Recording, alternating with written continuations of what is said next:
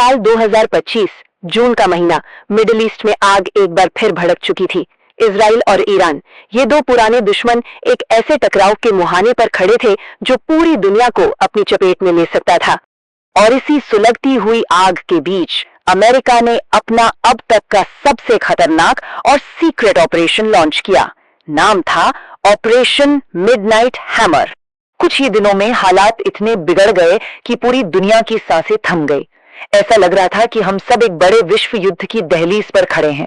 तो चलिए इस मामले की तह तक चलते हैं और समझते हैं कि वो कौन सी शुरुआती घटनाएं थीं जिन्होंने अमेरिका को सीधे दखल देने पर मजबूर कर दिया। देखिए, ये सारी कहानी शुरू होती है 13 जून 2025 से। इजराइल ने एक बहुत ही चौंकाने वाला हमला किया और ईरान के न्यूक्लियर ठिकानों को निशाना बनाया। इस हमले में ईरान के कई सीनियर कमांडर भी मारे गए। जाहिर है, ईरान चुप नहीं बैठने वाला था। अगले 9 दिनों तक ईरान ने मिसाइलों और ड्रोनों से जबरदस्त पलटवार किया। और फिर आई 22 जून की तारीख, जब इस खेल में एक नए और सबसे बड़े खिलाड़ी की एंट्री हुई, अमेरिका। इजराइल के पहले हमले से लेकर सीज फायर तक चले इस भयानक दौर को दुनिया ने एक नाम दिया, 12 दिन का युद्ध। लेकिन 22 जून की रात को कुछ ऐसा हुआ जिसने इस लड़ाई का पूरा नक्शा ही बदल के रख दिया। अमेरिका, जो अब तक इस लड़ाई से सीधे तौर पर बाहर था, उसने एक बहुत बड़ा फैसला लिया। ये पहली बार था जब अमेरिका ने सीधे ईरान के परमाणु कार्यक्रम पर अपने सबसे ताकतवर हथियारों से हमला करने का फैसला किया। और इसी फैसले से जन्म हुआ ऑपरेशन मिडनाइट हैमर का। तो चलिए अब इस खतरनाक सर्जिकल स्ट्राइक की डिटेल्स में चलते हैं। आप जानते हैं इस ऑपरेशन की सबसे चौंकाने वाली बात क्या थी? इसका टाइम। रात के 2:10 पर यह शुरू हुआ और 2:35 पर खत्म। सोचिए, सिर्फ 25 मिनट।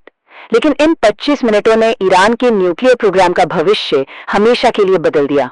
अमेरिकी हिट लिस्ट में पहला और सबसे मुश्किल टारगेट था ईरान का अभेद्य किला फोर्दो। अब ये फोर्दो कोई मामूली जगह नहीं थी। ये एक पहाड़ के सैकड़ों फीट नीचे बना एक मजबूत न्यूक्लियर बंकर था। इसे तोड़ने के लिए एक बहुत खास हथियार चुना गया, 30,000 पाउंड का GBU-57, जिसे मैसिव ऑर्डिनेंस पेनिट्रेटर भी कहते हैं। और ये लम्हा अपने आप में ऐतिहासिक था। MOB यानी ये बंकर बस्टर बॉम्ब इतना खतरनाक है कि इसे इससे पहले कभी किसी असली जंग में इस्तेमाल ही नहीं किया गया था। ये पहली बार था। अगला निशाना था नतान्ज। नतान्ज को ईरान के परमाणु कार्यक्रम का दिल माना जाता था। इस हमले में नतान्ज के अंडरग्राउंड यूरेनियम एनरिचमेंट हॉल्स को टारगेट किया गया और नतीजा, सेंट्रीफ्यूजेस की सारी फैसिलिटीज पूरी तरह से तबाह हो गई।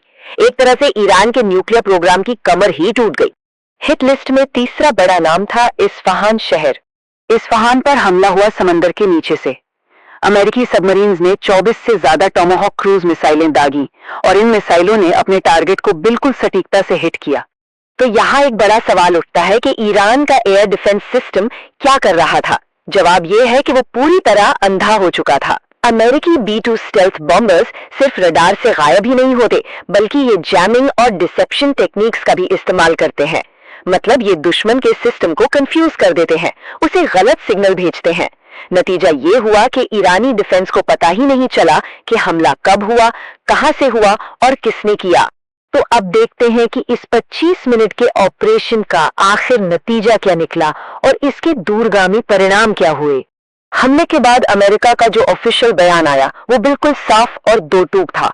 उनका कहना था, ईरान का परमाणु कार्यक्रम तबाह हो चुका है। वहीं इंटरनेशनल एटॉमिक एनर्जी एजेंसी यानी IAEA का असेसमेंट थोड़ा और टेक्निकल था। उनके हिसाब से इस हमले ने ईरान के परमाणु कार्यक्रम को कम से कम 2 साल पीछे धकेल दिया था। लेकिन इस हमले की सबसे हैरान करने वाली बात इसकी सटीकता थी। रिपोर्ट्स के मुताबिक ना तो किसी तरह का कोई रेडिएशन लीक हुआ और ना ही किसी आम नागरिक की मौत हुई, जो इस तरह के बड़े ऑपरेशन में लगभग नामुमकिन माना जाता है। इसके बाद क्या हुआ? 23 जून को ईरान ने जवाबी कार्रवाई की। कतर में मौजूद अमेरिकी बेस पर मिसाइलें दागी, लेकिन अमेरिकी डिफेंस सिस्टम पहले से तैयार था और ज्यादातर मिसाइलों को हवा में ही रोक लिया गया। और बस अगले ही दिन 24 जून को सीज फायर की घोषणा कर दी गई।